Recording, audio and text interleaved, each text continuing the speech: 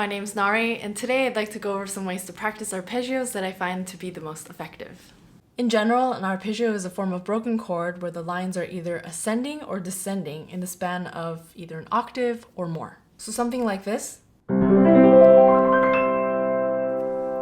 or something like this. These are all arpeggios. So the way I would practice arpeggios is pretty similar to the way I would practice any other line formation, but there are some specifics. The first and most common way for me to practice these is to apply rhythm and accents. Now, I made a brief practice notes video a couple months back outlining the different concepts behind rhythmic practicing. So if you want to check that out, I'll include a link. So let me just go over a few. So for this example, let's look at part of Chopin's Opus 10 number 1, starting from measure 29.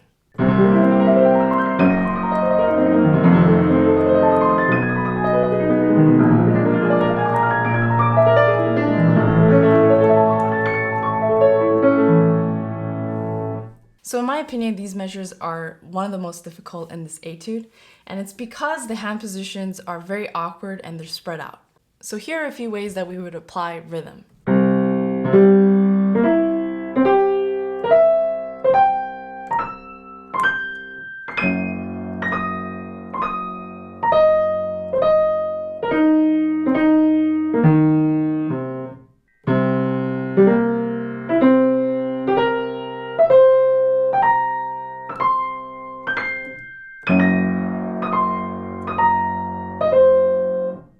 You can also apply triplets.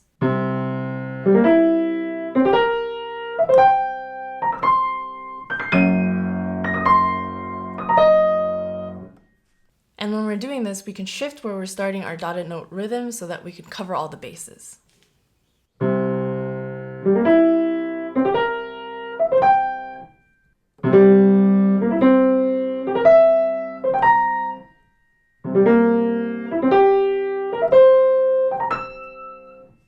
We can also add emphasis to the notes that we've been holding with accenting.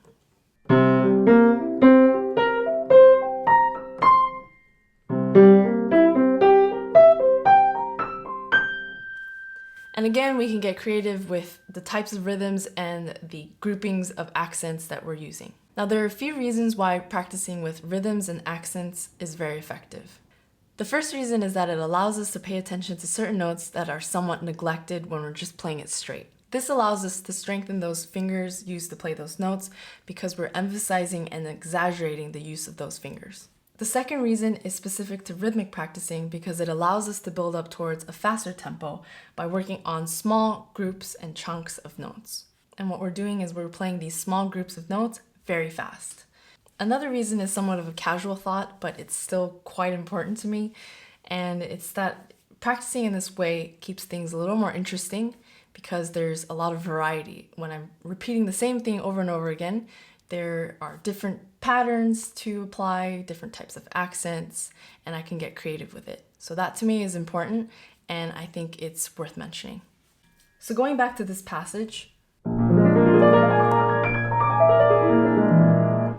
it's useful to organize these arpeggios into different hand positions. So let's go through them one by one. The first one. Now, unless you're Rachmaninoff, that whole stretch is not a hand position. So to me, I would break it up into two different ways. So this leads to another common way of practicing these, which is to block certain notes. So in this case, I would block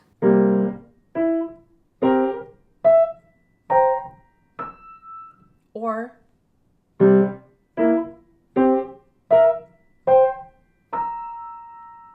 and I organize in this way just by the natural positioning of the hands. Now let's look at the next measure. So here, it's very awkward.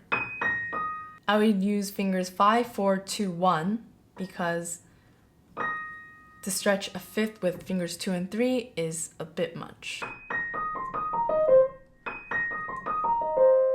I would organize this into E flat, E flat, E flat.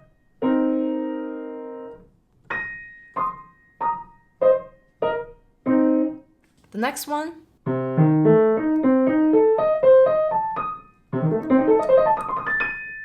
for this one, I would really only stick with one way of organizing the notes, which is C and E flat and A and E flat.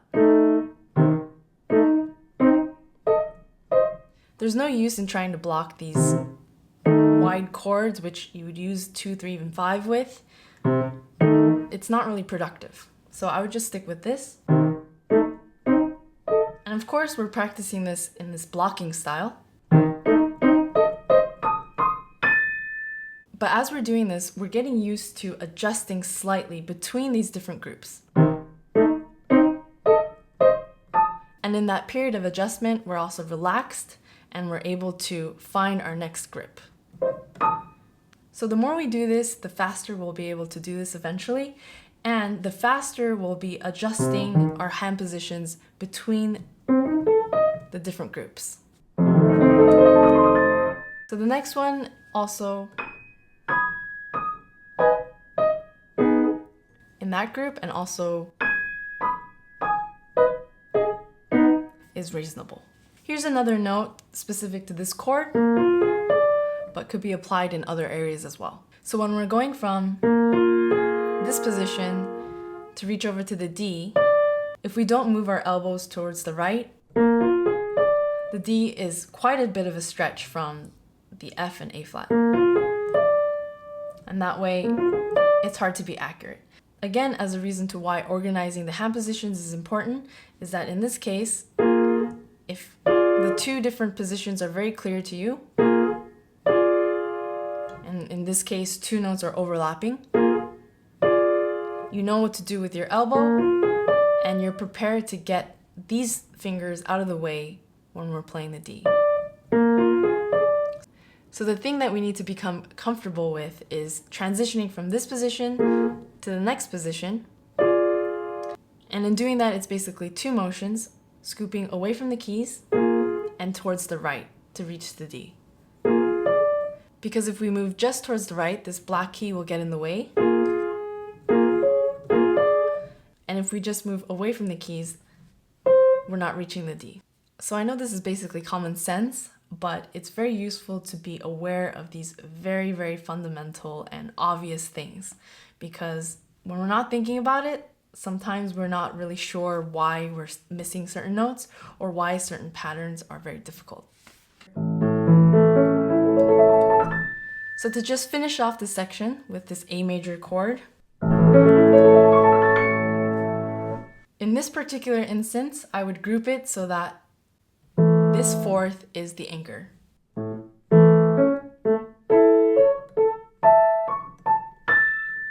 And in a pattern like this, it really applies to most of these chords, especially in this etude. The middle two notes are very often the anchor points in this pattern. So when we're working on techniques, such as practicing arpeggios in this case, it's also a great opportunity to work on some harmonic concepts at the same time. That's partially why and how I came up with the exercises for my book of Modified Chopin Exercises, where each one takes you through a specific type of technique, as well as some harmonic progressions, scales, and or modes. If you're interested in getting a copy, I'll include a link in the description.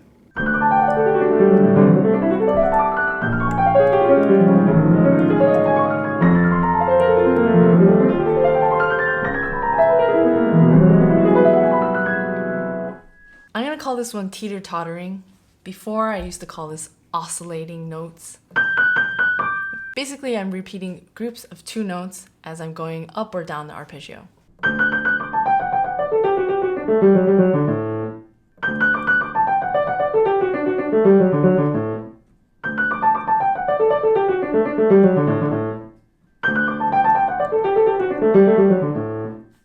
So again, like with practicing with rhythms and accents, we can get quite creative with the types of patterns and formations we're using with this type of teeter-tottering.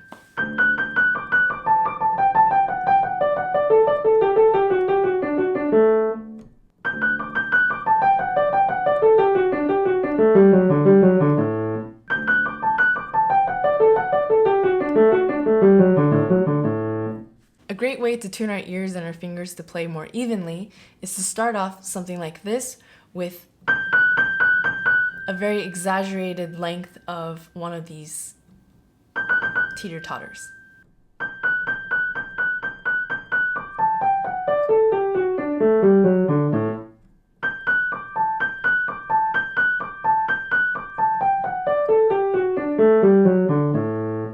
I find that in doing this, it really primes our fingers and our ears to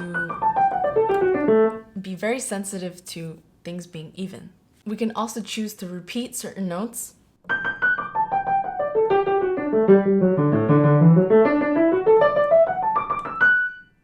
And again, there are a ton of variations to this. We can choose to repeat every other note or every group of 3, so on and so forth.